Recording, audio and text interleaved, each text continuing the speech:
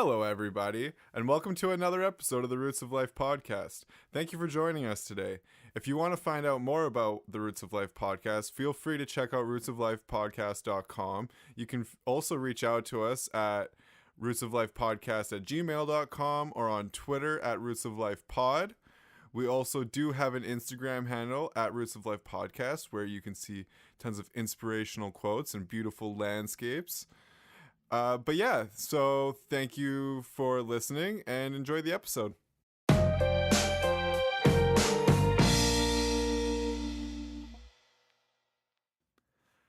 Hello, everybody, and welcome to another episode of the Roots of Life podcast. This is episode 21. So we've cleared the 20 milestone podcast episodes. Number of episodes, I guess? Yeah, that would make sense. Anyways, I am Taylor. I am one of your two hosts, joined by He Only Does Everything, James Fitzgerald. Hello, everybody, and welcome back. 21.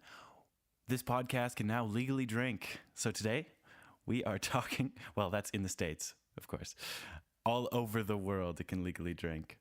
So today, we're going to talk about National Beer Day, which was April 7th. And we'll also talk about the idea of a trade economy or trading services for other services. So Taylor, I have one fabulous question. What is your favorite kind of beer? Ooh, that's a good question. I'm kind of a pale ale guy. I like IPAs as well. You know, I like a bitter hoppy beer. Yeah, You know, all the flavor in there. yeah, I like the Driftwood Fat Tug IPA. Just a common one in the Pacific Northwest. Yeah, that one's a really popular IPA. Yeah, actually. it's really good. It's really good. There's nothing better than going up to a bartender or a server and just asking them if you can get a fat tug. Can I get a fat tug, please? Yes, and it's always comical. Like, you always get a good laugh out of it. So, is 21 in the USA, is that the highest legal drinking age on the globe, on the earth? I believe so. Really? I didn't know that. I mean, there's some countries that, like, due to like religious reasons, they don't really allow drinking at all. Yeah. It's like prohibition kind of states still, or they don't want you to. Obviously, you can still get things everywhere. But yeah, I think 21 is like the highest age for drinking. So I think the States is slowing people's drinking down the most. Probably a good thing. Yeah, they're allowed to have guns and stuff, so it's probably good. That's all I think about. It's like, yeah, let's just wait a few more years before you can drink with your gun. You can have a gun. You can go overseas to war. You can shoot people, but you can't have a beer. Not even one. Yeah. How ridiculous is that? I mean, I don't know anybody that I've met that's from the States that didn't drink before 21. Well, obviously. Well, I mean, yeah, but yeah, legally you're not allowed to. But now that this podcast is allowed to drink, we could talk about beer. So, and the things you do when drinking beer. You do when drinking beer, yeah. Like putting toques over your headphones. So there's basically only two real types of beer. Everything else is kind of like a spin-off of those two types. It's basically lagers and ales. And the main difference is that lagers are fermented in a cold environment, cold temperatures. I'm going to ferment you. I don't want to be all sour and grumpy after the fermentation process. I would be. Yeah. And ales are fermented in a warm climate. So that's basically your two differences, and everything else is kind of like flavor profiles and differences with your mash, your wort, and all these fancy beer terms that I'm not even close to educated in enough. I was reading a how to brew beer book like a couple hours ago, trying to get myself back into the idea of talking about beer. Well, you've worked with beer quite a bit. I have, yeah. I was a bartender for a few years, and one of my favorite things is beer. I drink a lot of it, and I like to learn about the process of making the beer and why it tastes the way it does, and that sort of thing. And I do actually eventually want to make my own beer, but it's just currently not in the near future at the moment. But it's still in the future. It's still in the future, exactly. But yeah, so a pale ale and an IPA, which are your two favorites, are versions of an ale. I don't know what makes them so different, but the IPA has more of like the bitterness from the hop, so it's more of a hop forward profile, which is where you get differences within ales and lagers. You can have that hop forward or that malt forward. That's where you get like a lot of different flavor profiles. So malt usually has that like caramel, that rich, darker flavors, whereas the hops have the lighter, crisper, even more bitter flavors. I had a stout last night, a milk stout. Oh, a milk stout. Yeah, it was interesting. I don't know how I felt about it. You don't, well, how did it make you feel? It didn't make my stomach feel very good. Oh. I think subconsciously I was thinking about like milk and liquor in the same kind of, not liquor, but, alcohol and milk in the same beverages. And I think subconsciously it just kind of screwed with me. And so I started to think like, am I feeling sick? Is my stomach kind of rumbly right now? And then I just decided that it was time to go lay down. That's fair. I don't know if I've had a milk stout, but I've definitely had like an oatmeal stout and a few other different kinds. But oatmeal stouts are really good. I find a lot of them, or the one I had a really nice vanilla texture to it or flavor to it. Stouts, I find, don't they generally quite often have, those dark flavors? Yeah, they have like the darker chocolate or caramel flavors to them. Yeah. Usually. But yeah, the vanilla, that's what drew me to it. I really like the vanilla flavor in a beer because it's sometimes it's hard to find. You usually get those darker chocolate flavors or even the caramel way more often than I've found vanilla flavors. So when I do find one with vanilla, for example, there was Tree Brewing did a winter ale a few years back. They've since changed their recipe, but it was predominantly a caramel flavor, but then the aftertaste was just pure vanilla, and it was amazing. I'm pretty sure I had one of those with you. Probably. I tried to get everybody to drink those. Yeah, I think we had hung out once or twice in Nanaimo, obviously, as we have many times, but when you had that beer and I tried one or two, and they were quite good from what I remember. If it's the beer I'm thinking of, I'm pretty sure it is though. Oh, probably. Yeah, I went back and tried to get them the next year, but they had changed the flavor. So, and since then they've changed it. Instead of like a darker winter ale, it's like a medium bodied winter ale.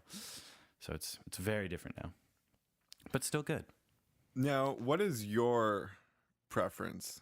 Are you more of a lager or on the ale side of things? I'm definitely more on the ale side. I like the IPAs, the pale ales. I find that they have more flavor to them, especially the IPAs. A lot of people can't get past like the bitterness of them, which they're hop forward, so you get that bitterness. But I find once you kind of acquire the taste for the bitterness, there's like layers of different flavors behind it, basically. Yeah. So they're just more flavorful to me. But I do really like to drink the lagers in like the warmer summer months where it's not as heavy to drink. It's like you get that crisp flavor. It's kind of light and you can have a whole bunch of them and you don't really feel it. You get home from work after a long day and it's really hot and you were sweating a lot. All you want to do is like a lager is good for that because you can kind of just pound it back and it's just crisp and it's like just like kind of goes down quite easily. Yeah, you don't have to worry about like, oh, there's so many flavors. It's not as heavy in the gut as well. No. So, yeah. A lot of IPAs, like a Driftwood Fat Tug, I can only have 2 or 3, Yeah. After that, it just becomes so heavy and it's a lot to handle. Yeah, definitely. And they get you hella drunk. That's actually one of the reasons I like the India Session Ales. They're less bitter and less heavy than an original pale ale. So it's just a little bit lighter, but you still get the flavor and the bitterness to it. It's weird. Like why are they called an ISA? Do you know? No, I don't. But I will look that up right now. I could be wrong, but I'm pretty sure someone told me that it's because you, like, the word session, you're only supposed to have a session with it. Like, you have sort of one or two kind of thing, which is kind of why it's similar to a pale ale. But it's like, because they're strong and they're, like, you know, very flavorful and heavy. And so I thought people wouldn't normally drink. Sort of like a, you know, like a dessert wine. Yeah. You know, you wouldn't just have glasses after glass, you know, because it's just too strong. Yeah, it's just too strong or too sweet or whatever. So from that what was what my I've just understanding. read. Yeah, I think you're on pretty much on the ball there. What I was reading is that a lot of the like stronger flavor from the IPA and that bitterness also is in part because of the higher alcohol content. I mean, originally IPAs were made with a higher alcohol content and that bitter flavor so that they could travel from Britain to India on the ships, basically, and they would last that longer because of the alcohol in them. So I believe that's how they started. So what I've just read is that an India Session Ale is all of the same like flavor profile. It's supposed to have the same IBU, which is your bitterness units. That's kind of how people tell it how hoppy the beer is, but half the alcohol by volume. So it's less alcohol content to it, but still the same flavor profile. Interesting. Yeah. So that's if you just want to have the flavor of it and you want to have like a small one or something. And then Yeah, it's like the lager of the IPAs. I find lagers so boring. Same. They all kind of taste the same. I find they just have that like that plain like Budweiser barley kind of taste to them. They're just like, oh, okay. It's like you hear people, like some people will defend certain lagers. Like I find, I don't know, they're very generic, and I feel like most of your average man will enjoy the lagers. You know, like the Molson Canadians or the Budweisers or the Kokanees. Yeah, there's those things that anybody can drink and anybody can enjoy it. It's just not. It's not good. It's just like that average, mediocre, middle of the road beer. Yeah, I relate them to McDonald's. Yeah, in the way it's just like every time you get it, like you know exactly what you're getting, and the brand is so recognizable and it's like universal across the map. You know. That's fair. You're never taking a risk with it. Like, you know, every time you pick up a Budweiser, every time you pick up a Molson, it's just the same thing. Every time you get a box of McDonald's fries or a Big Mac, like, you know exactly what you're getting. You know what it's going to taste like. You know exactly how it's going to look. It's never going to change. Like the picture. No, never like the picture. Yeah. So I have an interesting... I wouldn't call it a fact. It's more of like a theory that I was told when I was in evolutionary psychology. So this theory that I was told from my professor was that it has been theorized that beer was one of the reasons that human beings stopped being nomadic. So instead of traveling and following herds of animals to keep themselves alive, they settled down. And they think it was because of beer having to be fermented and basically like held in a dry place was part of the reason for that. So you have to, because you can't move it around too much, otherwise it aerates it too much. You can get different cultures and things into it, and then it's no good. So it has to be stable, dry, basically just has to be sedentary, it has to sit there. So they think that might be why people stopped being nomads and traveling around following herds of wild animals. So people wanted to cultivate it and make it and get drunk, and so they stopped moving. Yeah, that's what they think. That sounds pretty accurate, because when I get drunk and I wake up in the morning, I don't want to move either. I don't want to go anywhere either. No, I just lay there and I don't want to move for the entire day. I'm not going hunting today. No. No. So that's probably when people, well, no, I guess. That's kind of when they started to like make farms, because you need, to make beer, you also need to be farming that wheat and those things. So. And then that was certain people would go off hunting, and some people would make barley, and some people would do this, and that makes sense, I guess. I mean, I don't know how much like factual information there is there, But I just thought it was a really cool theory that beer was played a part in humans settling down and making little communities. You think there instead was of- just one warden who like got hammered on some moonshine one night, tried it out, and then all of a sudden was just, we're not going anywhere. We gotta make more of their shit. Like, they came across some wheat or something, put it in a barrel, and it got wet, and they left it, and they're like, whatever, let's just drink it. Fermented, and they were drunk. Maybe. I don't know. that's one theory. It's possible. Let us know if you have any theories as to why humans stop being nomadic. And the origins of beer. Yeah, let us know at Roots of Life Pod on Twitter. You can also email us, rootsoflifepodcast@gmail.com. Jimmy, have you tried any new beer recently? Any new beers that you're advocating? I would love to give a shout out to a certain brewery. It's the newest brewery in Nanaimo that I know of. White Sails Brewery. Probably mentioned them before because I love them so much. Everything they make is amazing. But I was recently there on April 7th for National Beer Day. And I had so many of their different beers. I can't even tell you what I had, kind of because I don't remember.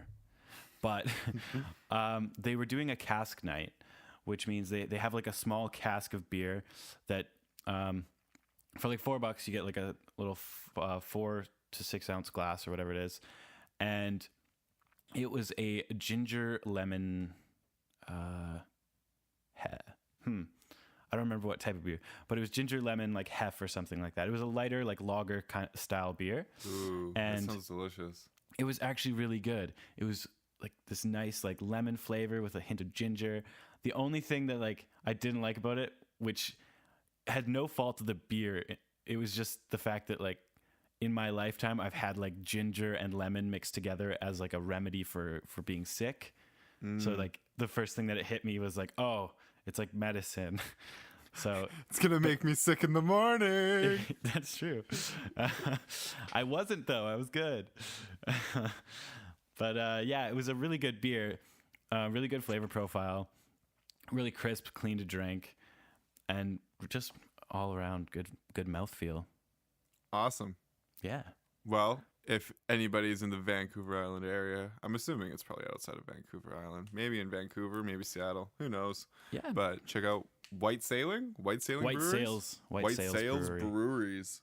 So Yeah. we do not get paid to say that. They're down by the waterfront in Nanaimo. There you go. If you're touristing on Vancouver Island, scope Check them out. it out. Yes, sir. So, Taylor, do you have any interesting beer facts for the people? I wrote a couple down. Fair enough. Yeah. In 1991, President George Bush signed a bill which raised taxes on luxury such as furs, yachts, private jets, jewelry, expensive cars. And it's the same bill that nearly doubled the tax on beer. Bush called for the repeal of the tax just 2 years later, and while most of the taxes included in the bill were eventually repealed, the tax on beer remained in place and is still there today. Well, why do you think that is? Why do you think they would leave the beer part in there but take all of the other stuff away? beer is the drink of the lower class, whereas other luxury things like yachts, private jets, and jewelry and expensive cars are not. That's my guess. My guess is that he got paid. My guess is lobbyists. Well, that's what I mean. Like, those lobbyists and people that can afford those private jets, furs, and yachts would say, hey, I don't want to be taxed extra for these things, but we don't care about beer. Yeah, exactly. Because it costs a lot more. I'm sure the taxes that you pay on private jets and jewelry and yachts and expensive cars is a lot higher than the 5 cents you're going to pay on that beer. And you don't and for the guys on Wall Street, like, you don't even pay taxes on cocaine.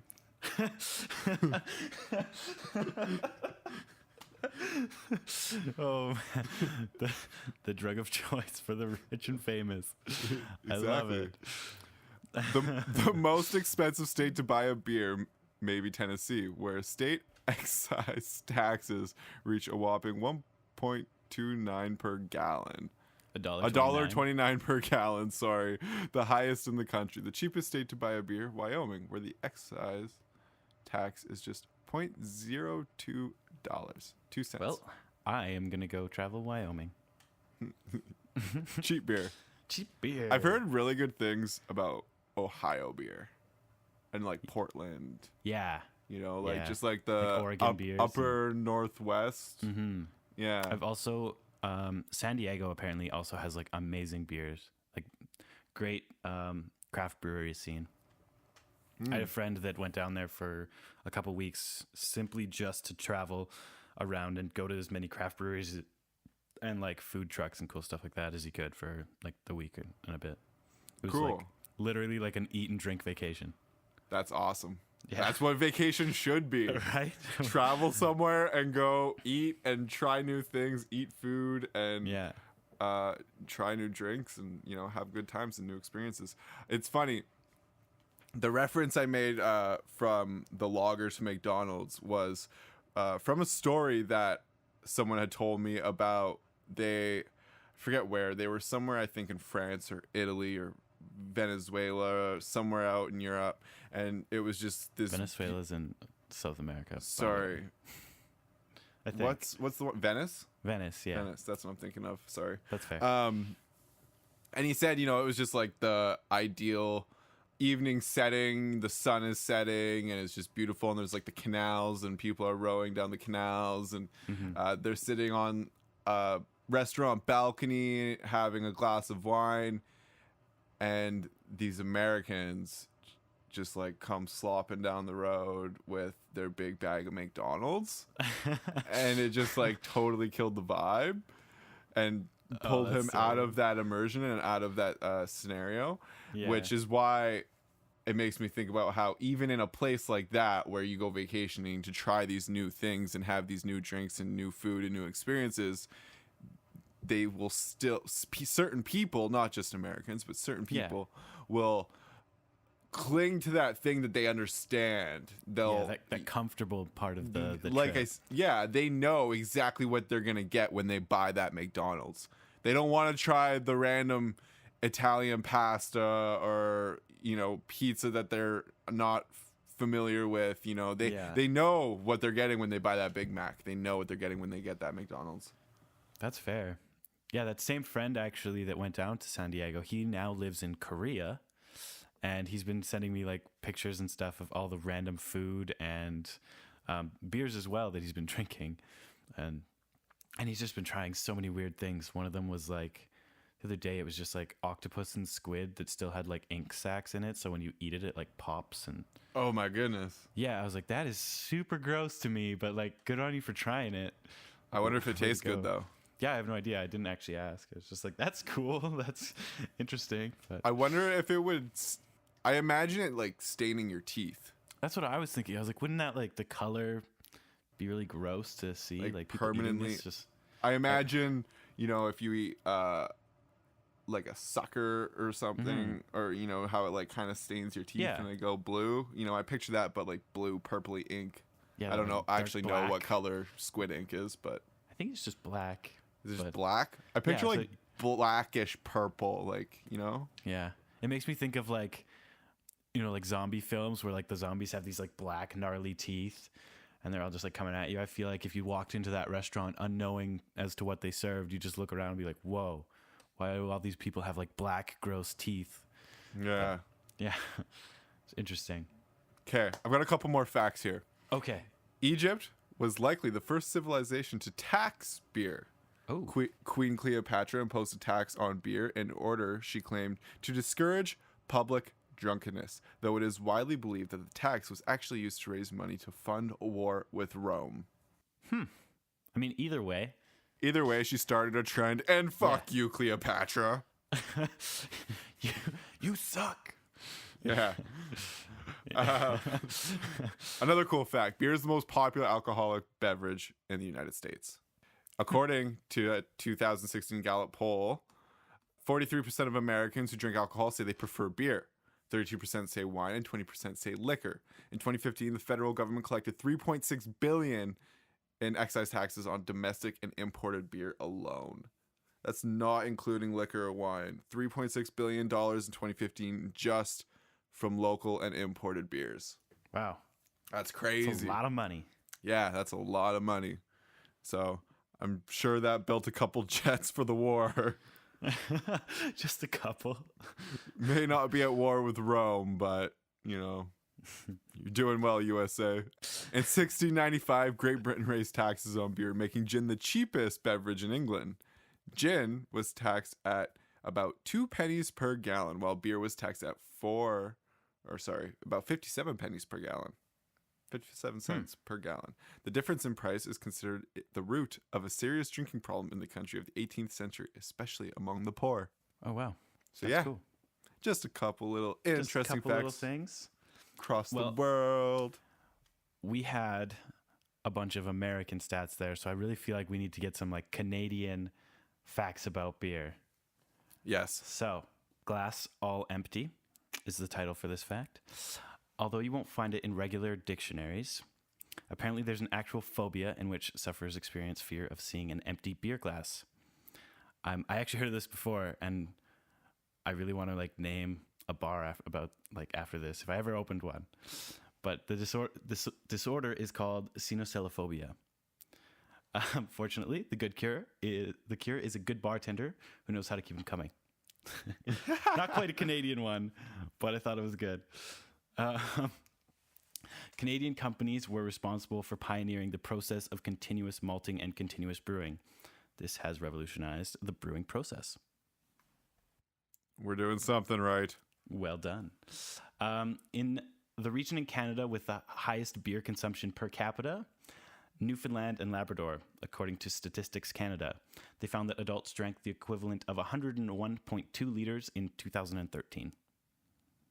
Sorry, was that the people on the East Coast drink more? Yes. Oh, yes. Absolutely. 100%. Yes. Have you ever met a drunk Newfie?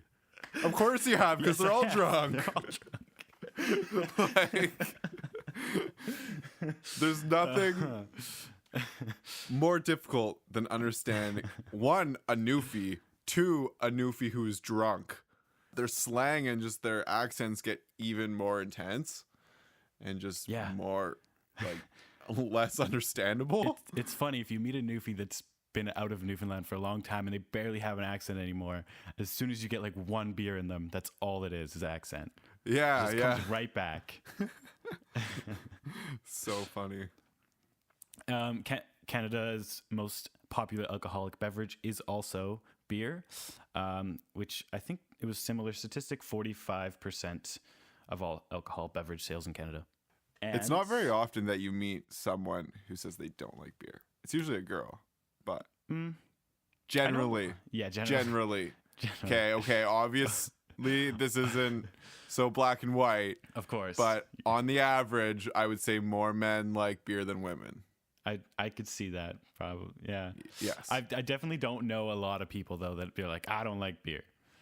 That's what I mean. Is yeah. not many people. Not many people. Right? Yeah. But then you also get the guys, like more guys who, enjoy their whiskey and their rum and everything like that. Their scotches. They're hard liquor. Yeah. According to the Conference Board of Canada, 1 out of every 100 jobs in Canada is supported by the sale of beer, with every dollar we spend on beer generating $1.12 for the nation's economy. This beer economy, in fact, supports 163,200 jobs throughout Canada. So the prohibition is not starting anytime soon. No, we need those jobs. We need those jobs. Drink more beer, make more jobs.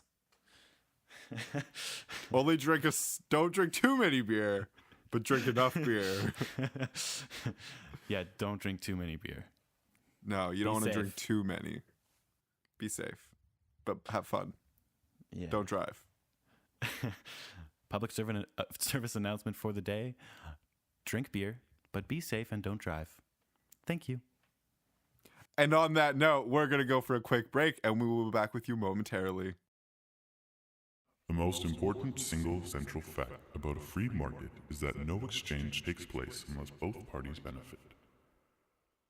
The most important single central fact about a free market is that no exchange takes place unless both parties benefit.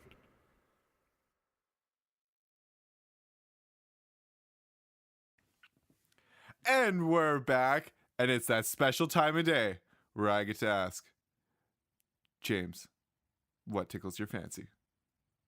Oh, what tickles my fancy? What tickles your fancy? What tickles your fancy? I love that. I love that question. I was thinking about it today. It's the best question. Yeah. Because we just want to talk about good today. things. Yeah, just great things, things that inspire us, things that we Exactly. like. I was thinking about how you always answer your tickled fancy and how you always draw people in with this beautiful description of whatever your tickled fancy is. Are you gonna steal my jive, Jimmy? I'm not. But that's my tickled fancy for today. It was going to be something different, but that's my tickled fancy. Oh, I love how you draw people in and how you just like, everybody's like, I need to know. And it's always something that you would never expect with your description. It's always beautiful. I'm always like, I knew what you were going to say, but I didn't see it coming. well, thank you. I appreciate that because And it's, go ahead. I don't think about it when I do it. I literally just come right off the top of the head, and I just try and sound really seductive and cool when I do it. I know, and you do a good job. I think I mentioned before how like ours is just so different. I'm always like, this is my tickled fancy, and here's why. And you just like poetry tickled fancy. It's great. It's what. But that's my tickled fancy for the day. Your description of your tickled fancies. Well, thank you. I appreciate that. Yeah. My tickled fancy for the week is when you put in a long week of hard work. Your legs are tired. You're sweating by your brow, and you're feeling famished. And all of a sudden, it's Good Friday. And what do you know? You get Monday off as well. You have a 4-day weekend. That is my tickled fancy, my friend. 4-day weekends. Woo! I love it. I love 4-day weekends. Yeah. They're the I best. know, right? How often do you get a 4-day weekend? For me? I mean, just anyone, like, Or just in general? anyone in general. Yes, you, Yeah. you know, like, how often? It's not very often. Well, I was going to say for me, I work like 2 days a week. So Okay, but that's because you're in between jobs, that's right? in between right you know, now, but that's not a good feeling. That doesn't feel like a weekend. no, it's just stressful. Right? When you work 5 days a week, you know, you're more often than not, you get a 3-day weekend, and those are cool too, obviously, because you get a 3-day weekend. Mm-hmm. But yo, when you get 4-day weekends, that is some next level stuff, right? It's just like that beautiful feeling like, I got so much time. And that, Do all the things. and then you waste 2 days doing absolutely nothing.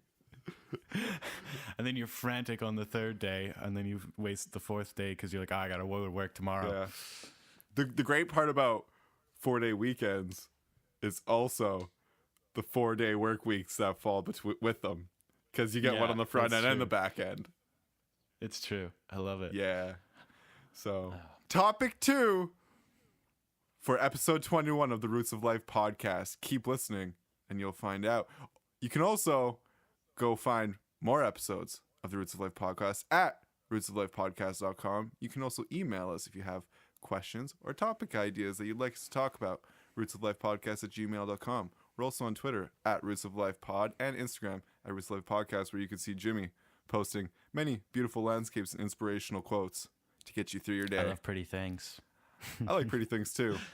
And that's why topic 2 is, I think it's a pretty thing in its own right. I agree. And yeah. so you kind of spilled the beans at the beginning, and that's A little bit. yeah, which is fine. No, it's no secret. I mean, we're gonna talk about it.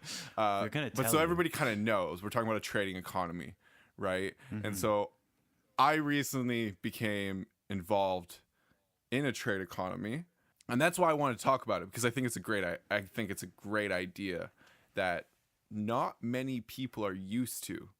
You know, we're Mm-hmm. from a very young age, we're taught to either value or devalue a dollar, I guess, you know, really depending on how strong you are financially and if you really care about your finances. Yeah. But, Fair enough. you know, like you're taught from such a young age, even, you know, being a kid, if you want something from a store, you have to pay for it. Right. And so You that's, have to work hard, save your money. yeah, you know, if you want some candy, your mom's got to fork up a dime, right? Whatever it is. So I recently started working at a yoga studio 1 day a week. And in return, I don't get paid, but I get to do free yoga. I like that. That's a cool idea. Yeah. You get what you want, and they get somebody to clean things. Yeah, that's essentially all I do. That's good. Is I Yeah. clean, I do laundry, I sweep floors and make things look nice and make sure that the studio is operational, continually operational for everybody who is going to use it throughout the day. And so, yeah, I just think it's a great idea. And it's something that I've come across before within the yoga community because I've done a similar program or I've had a similar deal, I guess, at other yoga studios as well. And I'm not entirely sure, but I guess it's just maybe something that's common within that community is to give and give back, you know? Yeah. Is it more like you do moksha yoga, right? Yes. Yeah. Do you think it's more like a moksha yoga like practice, or is it just with all yoga? I think it might be more based in moksha and hatha, just because it's like a very holistic kind of, I don't know, spiritual kind of side of yoga, you know, whereas, I don't know, Bikram is very physical and demanding and scripted and it's all the same. Yeah. And I don't think they're as focused on community. And I think that's where a lot of it comes from, the aspect of community. When I talked to the girl, she asked me like, why do you want to do this? And I said, well, I've done it before. And for me, it's just really about like, I love yoga and I love doing it and it makes me feel good. But the sense of community that I get from when I do it a lot, it's when you're there, you meet the teachers, right? And you get to know them and you get to know them on a personal level. And then from there, you develop those friendships and relationships, and then it's that sense of community within that. And so I found when I did it before was that when I did do it, I developed even better relationships, and I got to become more a part of the community, and people got to know me and recognize me, and it's a very happy community. Like everybody within that community just has everybody else's best interest at heart. Whereas in many other businesses, it's very dog eat dog. Yeah, like I need to make my buck, and the only way to do that is by making sure you don't make a buck, kind of thing, which makes sense. That's why like people barter for things and try and get your price to go down so you don't make as much money so they can make more and things like that. Yeah. So, which I think, sorry, go ahead. I just wanted to divert a little bit and talk about maybe where the beginning of a trading economy, like where did that come from? When do you think that idea started? Actually, that kind of goes along with what I was going to say. I think like, I don't know where it would, I think I know where it would start. It was like way back in history before it was like, we're trading gold pieces for whatever. Instead of doing that, they would trade goods and services. I think that's just how humans were before. They'd say, okay, I have this bowl that you want for whatever you have, but you have that piece of meat that I would like, I will trade you. And that kind of thing. Like, you have that sword that I want, and I will trade you this armor or whatever it is. So I think that's where it started, like way back. I like your goat. I'll trade you my pretty daughter. Yes, exactly. Exactly. Could have said it better. But I think that's also like the idea behind communism as well. Like, communism on paper is amazing. Everyone does their part for the community. Everyone kind of participates and helps create a better community for everyone, where in reality it ends up becoming there's a dictator and all these terrible things. But on paper it looks amazing. Everyone helps each other. Nobody's selfish. Everybody only takes what they need, not what they want. It's cool. There's a lot of, there's other things too that sound great in theory, Mm-hmm. but when you put them into practice, it's just a no-no. It's just a big no-no. It just doesn't work. No, you Yeah. just can't do it. I like the idea of like an energy exchange or trade economy. I grew up with my dad who's in construction, and just like with his friends and things like that, they kind of had their own little trade economy where everyone would come over to one person's house and like help them work on the deck or the roof or whatever it was, and then like you'd kind of give everybody like some beer at the end, 12 case of Budweiser, let's all have a few beers and whatever, day's over kind of thing. And then another friend in that group would be like, hey, I need you guys to come do this thing. And everybody would be like, cool, let's go do that, because he helped us. And it kind of just like everyone would kind of get their turn to have something that needed to be worked on or some help they needed for different things, and they'd all kind of like trade off. It was always like one of those really cool parts of my childhood that I really liked, seeing everybody come together and help. And that's your I think that's a really good example of your dad teaching you what it is to have a sense of community, because that is showing you, right? Like that's how, you know, you kind of have to have, I guess, friends that you can rely on in that situation. But that's where that quality over quantity comes in, right? Because if you don't have those people that you can call on, right? And obviously we're all gonna have those friends who like they just take advantage of your time, and obviously they never reciprocate that feeling. But that's really awesome, you know, because, and yeah, I think that's another thing that I just wanted to touch on is if you have something to offer somebody, don't be afraid to offer that service to them in return for something, you know. Like when I think of art, you know, if you this is something that I've come across before, if you're a musician and you're doing an album and you play guitar and but you need a graphic designer, and this graphic designer needs somebody to play guitar in a music video, offer to go play guitar in his music video in return for him doing the graphic design for your album. You know, like you can trade goods like that, especially when you're skilled at something, right? Put that stuff up online, find ways to offer it out there to the world, and ask for something in return. You don't always have to be offered, you know, paid in money, in funds. I agree. I like that idea. Or when you have, if like somebody's staying, or if you're going to go stay at somebody's house or something, offer to like cook them dinner one night or something like that. It's kind of a cool idea. You have that service you can offer for their hospitality, instead of just like, hey, I'll pay you $50 if you let me sleep on your couch or whatever. It's more genuine in a way. I think the common thing is to put a 12 case of beer at their doorstep. Fair enough, that too. Yeah, just like leave a case of beer in the fridge or whatever. Yeah. But yeah, no, I mean, it's just obviously, you know, people do things for you. It doesn't hurt to do something for them. If you have something that you need, don't be afraid to offer something. The beer thing is like, you're still, I think, going out and buying it, which kind of defeats the purpose of it, right? Unless maybe you're brewing your own beer, but yeah, there you go. Brew your own beer. Get that home brew. Get the real good beer, so it's not that Budweiser. yeah, none of that Budweiser. then it's really from the heart. Yeah, and it's also good beer. I had Budweiser when I was in San Francisco one time, and it was the most disgusting thing I've ever drank. I believe that's what we used to drink as kids. No, but it's different here. Not as kids. Is it? Yeah, it was less alcohol in it down there, which I think most of their beers do have less alcohol.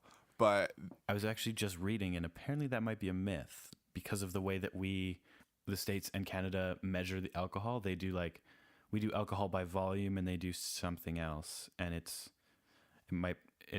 from what I was reading, it actually turns out that they have higher alcohol content, but I don't believe it, because when I've had beer down there, it's not the same. Okay, so hypothetically, like, sure, maybe it has more alcohol content. It was still the most disgusting beer I've ever drank. More disgusting than Budweiser up here. It tasted watered down. And that's what I've noticed when I was there too. It tastes like watered down. Yeah, there's less flavor to it. It wasn't good. I didn't enjoy it. I bought a 12 case, and then I think I drank one, and I left the rest in the hotel room. Oh wow. Yeah, because I was like, I can't drink it. It was that gross. That's gross. Yeah, it was pretty bad.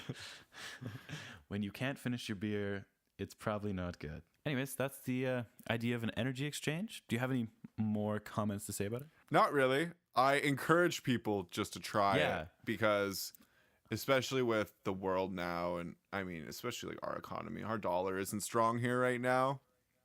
And so I think naturally people are feeling the pinch, and you might not have as many dollars to swing unless you're quite well off. But, you know, if you need something, find something to offer people. And it doesn't have to be anything crazy. Maybe you're a part-time photographer and a friend needs some pictures done for their website, or, you know, just offer something. You know, if you can offer something, then you can ask for something. And I think that's important, right? Is you can ask for something, but when you can add value, then it gives you more of a right to ask. Yeah, then there's that like free exchange between the people, so both parties kind of get what they need. Yeah, exactly. So I just encourage people, don't be scared to try it. Like, don't hesitate. So put your foot forward and just try it. And there's no tax on trading services. There you go. I like it. Topic 3 on episode 21 of the Roots of Life podcast. Ako taco. Ako taco. Ako taco. Oh man. Ako taco is the time me and Jimmy get together to talk about awkward conversations. The conversations that you have to have, but you don't want to have. Awkward. Awkward. So our awkward conversation for the day is when you know a story and you hear somebody twist that story to fit their narrative. What do you do in that situation? What do I do in that situation? Do you call them out? Yeah. Do you call them out? Be like, that's not true. I definitely have. Really? And it doesn't. Yeah. I bet they got defensive. Oh, very. Yeah. Like, I've definitely been like, that's not how it happened. And they just get really upset. And they're like, you're ruining my story.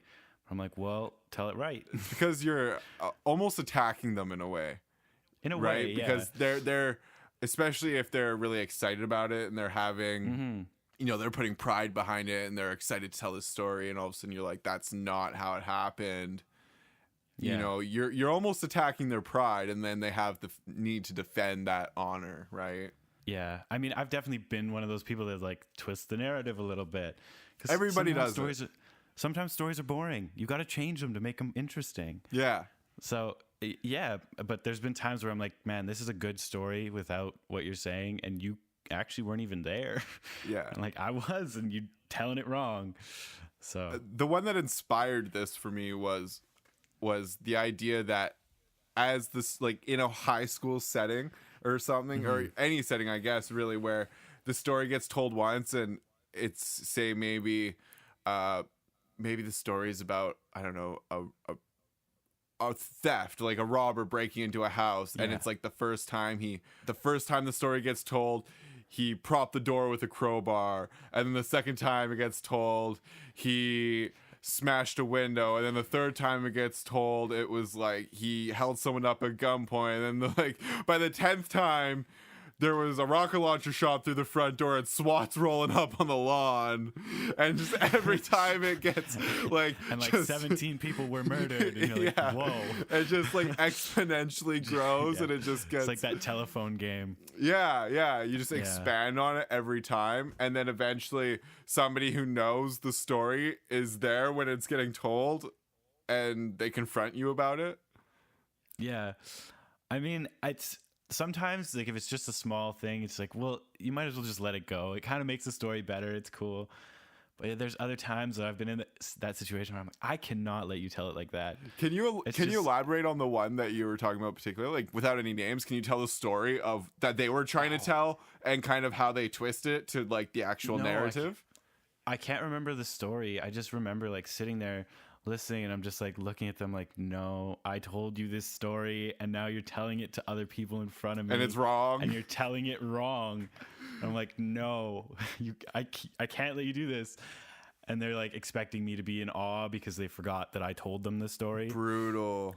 So Yeah, it was one of those like they forgot that I was there kind of moments. So I was just like, no, that's not what happened. I don't remember what the story was though. I just remember the scenario. But did she look good? Totally. Always. I always feel like this is one that happens more with adolescents, like in the youth. You know, kids always I just could see that. I don't know if it's because their imaginations run more wild or what causes it, but it seems I had one friend in elementary school and high school, and I always remember him for telling these stories and stuff that wasn't always necessarily true, or they were just so over exaggerated in whatever way, shape, or form. But yeah, you think it's something that people would grow out of as they get older, but maybe not. Yeah. I don't know. I have a friend where he would tell me these stories, and then there was one day I was like, "Hey man, what are you doing? What's going on? Where are you? What are you doing? What's going on?"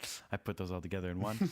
But and then he told me where he was, what he was up to, and I was like, "Cool." And then I was sitting outside of like the high school we just graduated from, and I was picking up my sister, and then I saw him like walk out, and I was like, "You said you were on the other side of town doing something completely different." I just got out. I was like, "What's going on, man?" He's like, "Oh, hey." I was like, "What are you doing? You just told me you're over there." He's like, "Yeah, so I didn't actually like graduate." He's like, "So I'm just here. I just like didn't want to tell you," kind of thing. And I was like, "Okay, that's fine." But then like I realized like there was like a lot of stories that he told me that I was like, "Oh, that's not true. That's not true either." Like I could just like I just knew different things, and I was just like, "Okay, I know how that's happened," kind of thing, and that's not how that happened or whatever. So like there's a lot of stories with him that were lies basically, and I don't trust what he says anymore. So I don't know if he's grown out of it or not, but now when he tells me things, I'm like, "Oh, cool." I'm just not going to take that to heart. I feel bad. I probably should, but I don't know if I can. So. No, and that's the thing is all you have is your word, right? And once you break that, people aren't going to trust you anymore, and you're just not looked at as reliable and responsible and trustworthy. And once your word's gone, man, you got nothing left.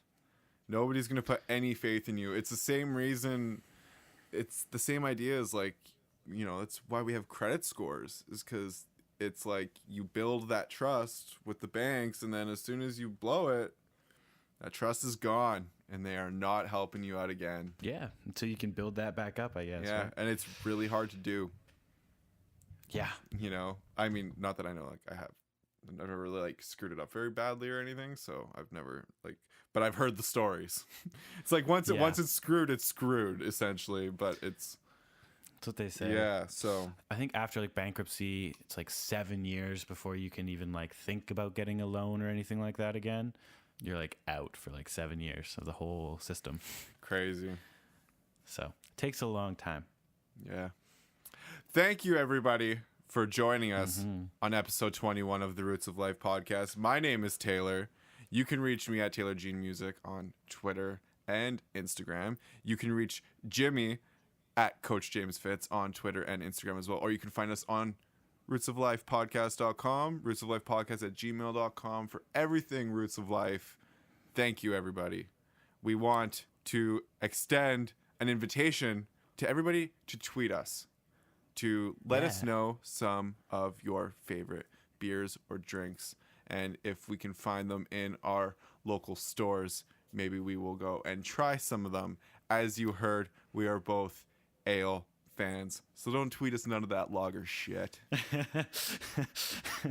Unless it's nice and like summertime, like in a few months, go for it. But keep it to the pale ales for now.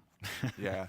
And if you like all of that and you're feeling generous, you can support us on patreon.com/roots of life, where you can make different denomination donations and get extra content, early content, all that good stuff. There's lots of little stuff in there. You can go check it out there. Thank you, everybody, for listening. We look forward to speaking with you again next week. Until then. Thanks, everybody. Stay weird.